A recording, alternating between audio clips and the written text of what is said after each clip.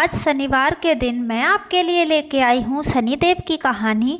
पूजा विधि और क्या क्या सामग्री चाहिए, तो चलिए सबसे पहले शुरू करते हैं। क्या सामग्री चाहिए और कैसे पूजा करते हैं। तो शनिवार के दिन हमें सुबह जल्दी स्नान करके शनिदेव की मूर्ति पर सरसों का तेल चढ़ाना चाहिए, जिसमें काले तिल भी डले होने चाहिए। साथ ही इस दिन हमें साबुत काली उड़द का दान करना चाहिए, वो शुभ होता है, और सरसों के तेल का ही दीपक जलाना चाहिए। साथ ही क्या क्या हमें कैसे पूजा करने हैं, आइए जान लेते हैं। तो शनिदेव की जब हम पूजा करें तो उनकी चरणों में हमारी नज़र होनी चाहिए, उनकी आँखों में हमें नहीं देखना है।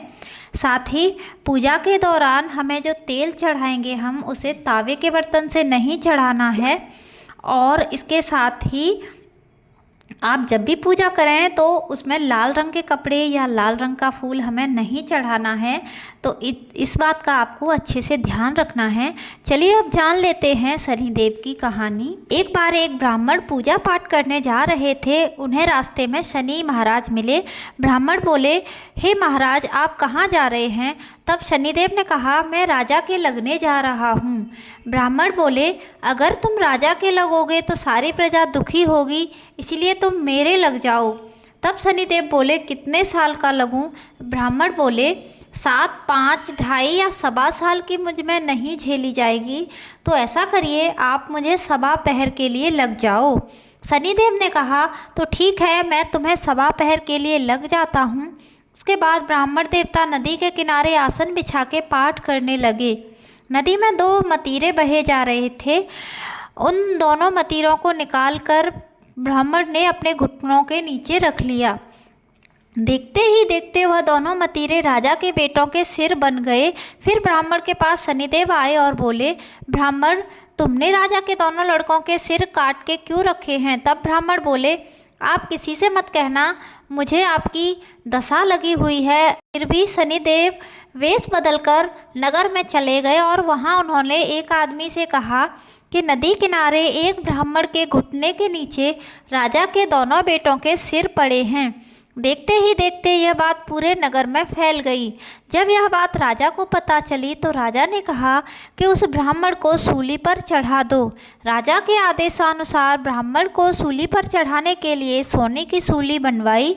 जैसे ही ब्राह्मण को सूली पर चढ़ाने लगे तो वह टूट गई।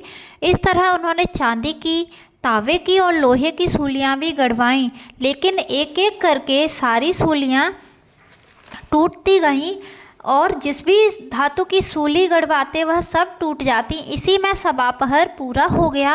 राजा के दोनों बेटे खेलते खेलते घर आ गए। तब रानी बोली, महाराज, ब्राह्मण तो सूली पर चढ़ा दिए होंगे, जाकर देखिए, नहीं तो हमें ब्रह्म हत्या का पाप लग जाएगा।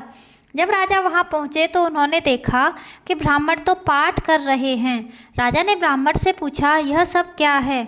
तब ब्राह्मण ने शनिदेव और उनके बीच हुई सारी बात राजा को बताई और कहा कि इस 1.25 पहर में ही शनिदेव ने मुझे ऐसे रंग दिखाए हैं। ये सब सुनकर राजा ने पूछा, शनि की दशा कैसे उतरती है ब्राह्मण देवता, ये भी हमें बताइए।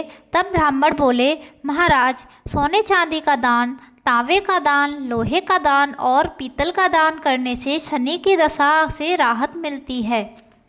तब राजा ने हैरान होकर पूछा, राजा महाराजा तो सोने चांदी के दान कर लेंगे, परंतु जो गरीब लोग हैं वे कैसे कर पाएंगे।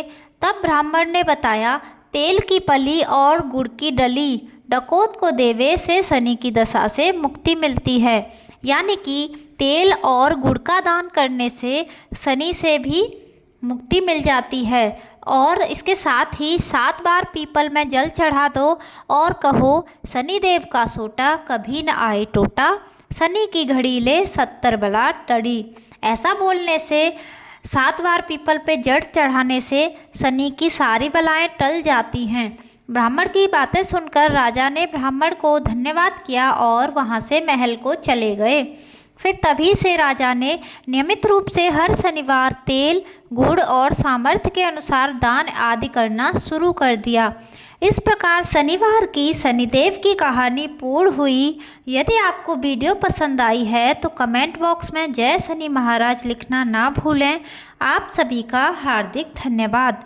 बोलिए शनिदेव महाराज की जय।